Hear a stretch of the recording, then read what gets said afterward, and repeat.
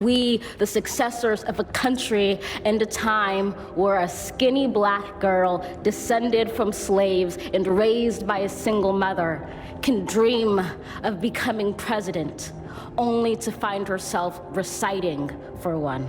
We lay down our arms so we can reach out our arms to one another. We seek harm to none and harmony for all. We've seen a force that would shatter our nation rather than share it, would destroy our country if it meant delaying democracy. And this effort very nearly succeeded. But while democracy can be periodically delayed, it can never be permanently defeated. Rebuild, reconcile, and recover in every known nook of our nation, in every corner called our country. Our people, diverse and beautiful, will emerge battered and beautiful. When day comes, we step out of the shade, aflame and unafraid. The new dawn blooms as we free it. For there is always light if only we're brave enough to see it, if only we're brave enough to be it.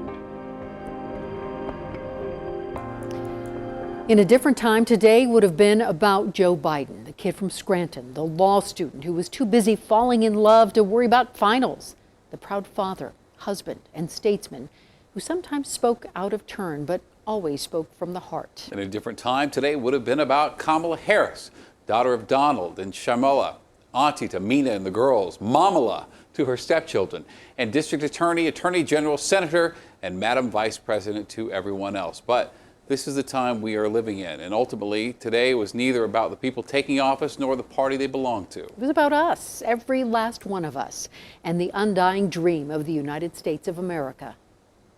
I know speaking of unity can sound to some like a foolish fantasy these days. I know the forces that divide us are deep and they are real. But I also know they are not new. Our history has been a constant struggle between the American ideal that we're all are created equal and the harsh, ugly reality that racism, nativism, fear, demonization have long torn us apart. The battle is perennial, and victory is never assured. Through Civil War, the Great Depression, World War, 9/11, through struggle, sacrifice, and setbacks, our better angels have always prevailed. In each of these moments, enough of us have come together to carry all of us forward. And we can do that now.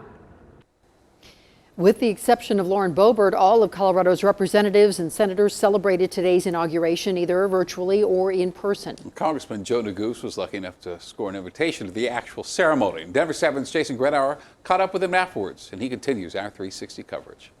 Today represented the ability to turn the page and a brighter future ahead. Democratic Congressman Joe Neguse watched in person as Joe Biden was sworn in on the steps of the U.S. Capitol. I think it's a testament to just how enduring our republic is that this ceremony could take place in a mere 2 weeks after, of course, the Capitol was attacked as part of the insurrection that happened on January 6th. To restore the soul and secure the future of America requires so much more than words.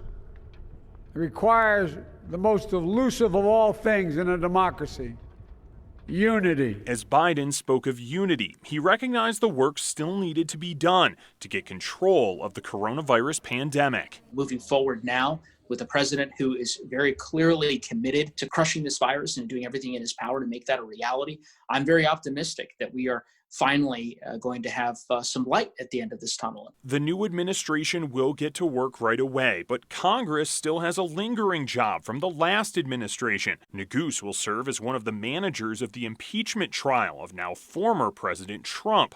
I asked him about the reasoning for continuing with the trial, even though Trump is now out of office. We can't set the precedent that a president of the United States in the waning days of their administration can attempt to incite an insurrection and avoid any consequences simply because that action occurred at the very end of their term. That trial will start one day after the House presents the article of impeachment to the Senate. I'm Jason Grenauer, Denver7. Vice President Kamala Harris didn't make a speech upon taking the oath of office today. She didn't have to. Her very presence spoke volumes. Here is Denver7's Jessica Porter. I, Kamala Harris, solemnly swear. To see a woman of color, a woman become vice president. Historic, monumentous, inspiring. Hearing the words Madam Vice President Kamala Harris means so much to so many. Neither of my grandmothers are living, and if they were, I know that this moment would be beyond their wildest dreams. Harris is the first African American to hold the position. She is also the first to attend a historic black college. And the bells were ringing at Howard University in D.C., just blocks away from where Vice President Harris was sworn in. My mother certainly would be cheering for her AKA sister, wearing her pink and green. Harris is also the first Asian American vice president, and as the daughter of immigrants, she brings a unique viewpoint to the office. Reflecting on the struggles and challenges of so many of our immigrants, families who have come to the United States for better opportunities, and for what she represents for so many who will come after us. As the first woman to hold the VP title, many believe her perspective is exactly what the country needs right now. When we think about, for example, during this pandemic, the issues of childcare, the number of women who are serving on the front lines as healthcare workers, grocery workers, the number of women who have lost jobs. So help me God. The diversity Harris brings to the table is seen as a chance to unite the country and inspire people of all backgrounds to be groundbreakers. Knowing that they themselves can pursue and achieve dreams, to break what we have always proverbially called the bamboo ceiling and the glass ceiling for so many of us who are underrepresented, but yet compose the fabric of our United States. Jessica Porter, Denver7. President Biden enters office with an agenda as ambitious as any since Lyndon B. Johnson's Great Society. Denver7's Megan Lopez looks ahead to the administration's first 100 days and the implications for Colorado. I, Joseph Robinette Biden Jr., do solemnly swear. After a morning that started with ceremony, tradition, and a transition of power, I think some of the things we're going to be doing are going to be bold and vital. President Joe Biden got straight to work, signing more than a dozen executive orders. And the first order I'm going to be signing here.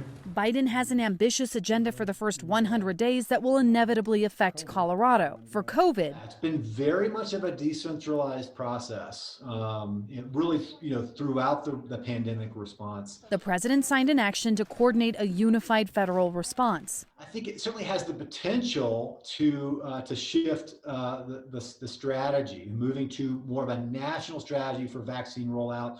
And potentially a nationally consistent strategy for prioritizing populations. An executive order requiring masks on federal property was also issued, as was an action for the U.S. to rejoin the WHO. Second one I'm signing here. On the economy, President Biden took steps to help with the crisis COVID created, extending the eviction moratorium and delaying student debt repayments. You're getting down to the consumer level, which is important. Those are the people that need the most help. He's also pushing Congress to pass a $1.9 trillion stimulus package with $1,400 checks for families. For DU finance professor Matt Klaus, well, it'll be interesting to see what he does with energy. On the climate, the new president signed an executive order Wednesday to rejoin the Paris Accords, meaning... So you're going to see an immediate pickup in enforcement.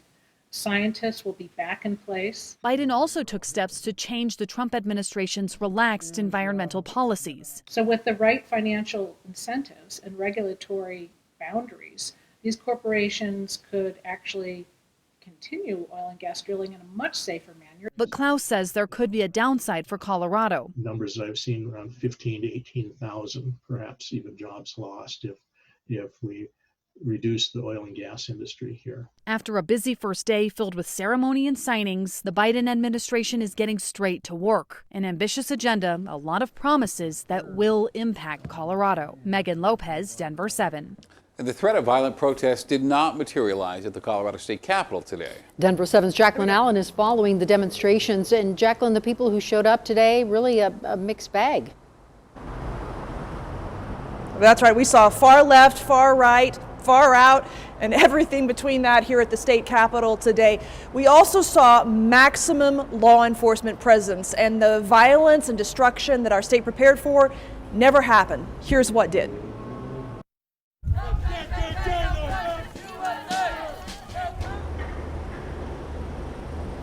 We followed marchers of all stripes down Colfax to the Capitol steps.